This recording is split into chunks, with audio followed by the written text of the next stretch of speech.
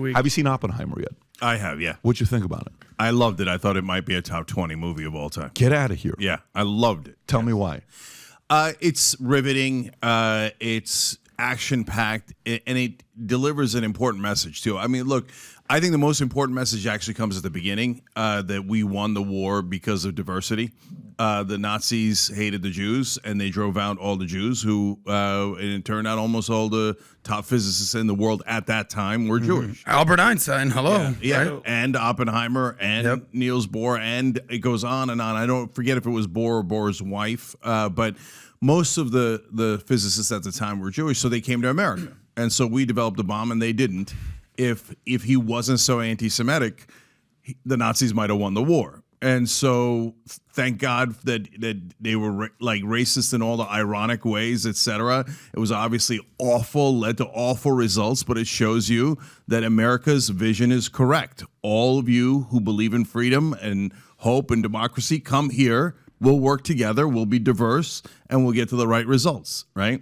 I mean, the thing that they developed is, of course, fearsome and not a great thing for the world overall, the fact that we have these nuclear weapons, but they were going to get developed no matter what, and thank God America did it before Russia or Germany. So I just thought it was an incredibly powerful movie. Do you think it was long, or do you think it was like, did you ever feel like it was a little too long, or were you okay with the 3 hours?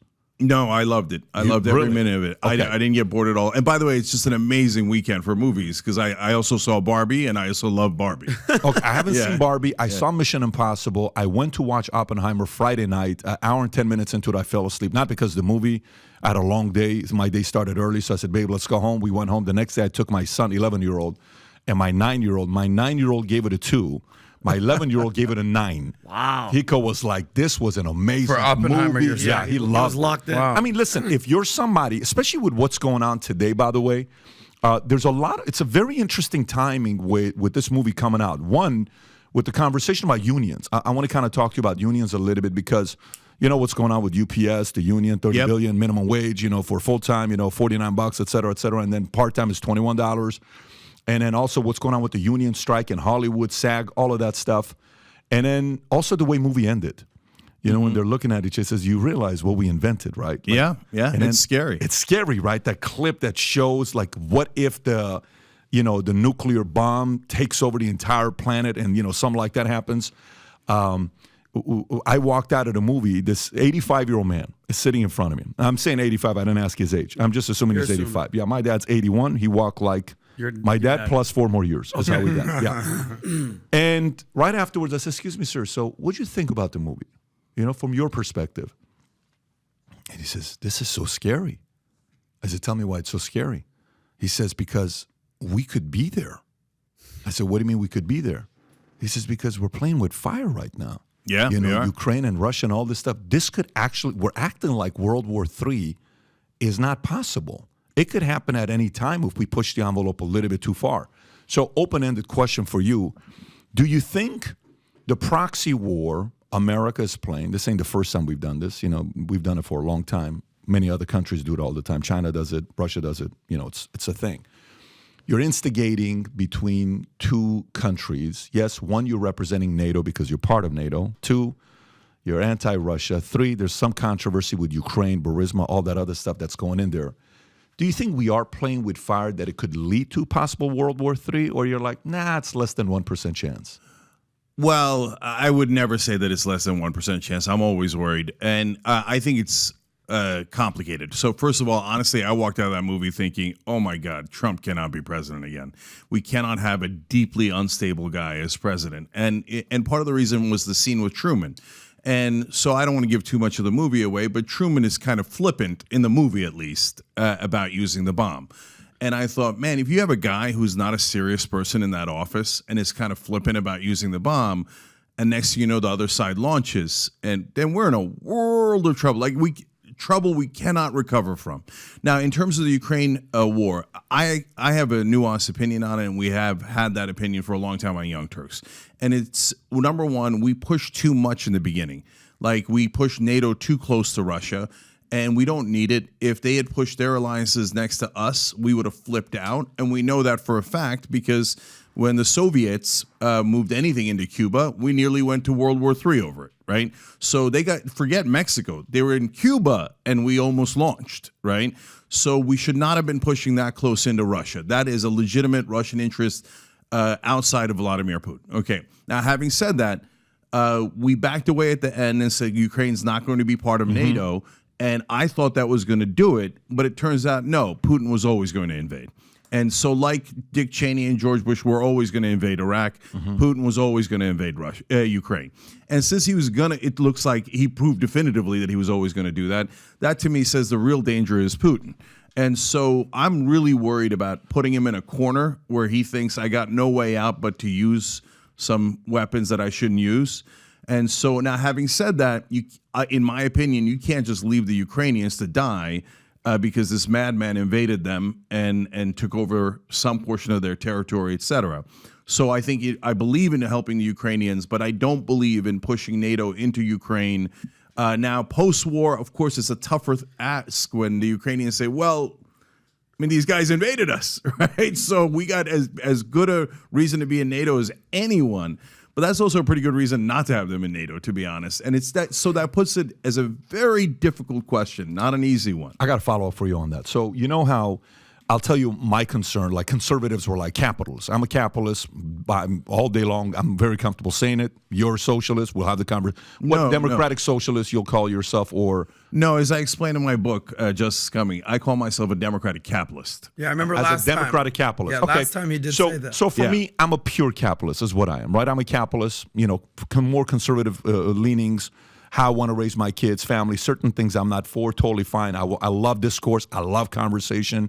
These are my favorite conversations, by the way, with guys that I can sit there and talk to, because you can point out my leaks and my argument. I'll kind of point out my leaks and yours, and you can defend yours. I can defend mine. Yep. But when Biden was getting elected, what were conservatives so worried about? Oh, my God, he's going to raise taxes. Capital gains is going to go to this, and he's going to do this, and he's going to do it's end of the world if this guy gets elected. Nothing happened with taxes. Just to be fair, I just want to say that. 100%. 100%. So meaning that fear Republicans had that it was going to happen quickly within 2020, 2021, 2022 hasn't happened yet. Now, one could say, well, Biden didn't deliver on his promises. Fine.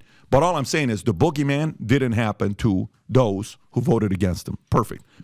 Now, let's flip it on the other side. The fear a lot of times Democrats will say is, oh, there's no way after watching Oppenheimer, after seeing what happened with Truman, after seeing this, and you're not the only person that's saying this. A lot of people feel the same way because the movie, people were split. This is why Trump can't be. This is why I can't believe Biden. It's great. That's what you want to hear. You may say Trump was going to start a war. He's the guy that actually didn't. He's the guy that calmed a lot of things down. ISIS, North Korea. North Korea, meeting with these guys. I don't like it. I don't like this. I don't like that. Nothing happened with Russia and Ukraine. And now he's going out there saying, if I get elected within 24 hours, he's famous for saying lines like that. Within 24 hours, I would end this. And here's how I would do it. So the proof is in the pudding to say those who thought this guy's going to be a button away from nuclear war, they were wrong. It didn't happen. And those who said Biden's going to increase taxes to socialist levels, they were also wrong. So do you feel now, even though you're seeing this with, Ukraine, Russia, there is little less credibility in the fear of Trump starting a war since he did in the first 4 years he was in? So, first of all, that's a fair argument because you already had Trump as president, so it's totally a fair point. Yeah. Now, having said that, no, I don't feel that much more comfortable. And the reason is in 2016, I didn't know quite how crazy Donald Trump was. I thought he was not very intelligent, not very good businessman, not very competent, not a very good person, but I didn't know he was full-blown nuts. Now I know he's full-blown nuts. Now, having said that, Trump's a complicated character when it comes to war. Like, he claims that he's anti-war, but on the other hand, he greatly increased drone strikes, so that's not a very anti-militaristic angle. But you could say, like Tulsi Gabbard does, hey, I think the drones prevent more war. I don't agree with that, but I understand that. But he killed Soleimani, the top general for the Iranians. That could have easily triggered a war with Iran. We got super lucky that Iran did not counterattack. If they had counterattacked, now we're in the middle of a disastrous war in the Middle East. Iran is 4 times larger than Iraq. And he played with fire. He played with fire in moving the embassy in Israel. He played with fire over and over again. Now, at the same time, look, he didn't start any new wars, and credit where credit is due. And people, look, our show drives people crazy because we just keep telling things that are true, not based on whether it's Republican or Democrat, right? And so I give Joe Biden a ton of credit for withdrawing from Afghanistan. Mainstream media was like, oh, that was terrible the way he withdrew. It's always terrible when like the process by which we withdraw. literally responsible on the way of the withdrawal. No, I totally disagree. I know I'm the only one in media that I want to thinks hear. that. Do you mind taking a second and just saying why you disagree? Yeah, because so first of all, I give Trump credit for starting the withdrawal from Afghanistan, and I give Biden a lot of credit for finishing the withdrawal from Afghanistan. And what people do, and this is a giant phenomenon in media that everyone should be aware of, needles and haystacks. Like whenever somebody wants to criticize someone else, they go and they look for the needle in a haystack. If the guy is relatively innocent, right? And then they go, look at the needle, look at the needle, and they tell you don't look at the haystack, right? Both sides, all sides. Now there's 28 different sides. They all do, no question, right? So in that case, they're like, oh my God, look at the people that died in the withdrawal. Why? Because mainstream media, corporate media overall, did not want the withdrawal. They love war, and so they didn't want Biden to withdraw. Anybody, and if it was Trump, the same exact thing would have happened because the withdrawal, it was already planned for a long, long time. And even so, they screwed up parts of it because they're human. And that's the military. That's the United States military, the best military in the world, and they still screwed up parts of it, right? And if Trump had done it, people would have said, oh, I can't believe Trump is withdrawing in all the wrong ways. They're not criticizing Biden and Trump for withdrawing. They're criticizing them for the way that they withdrew, but I think they're full of crap. I think they actually didn't want the withdrawal in the first place.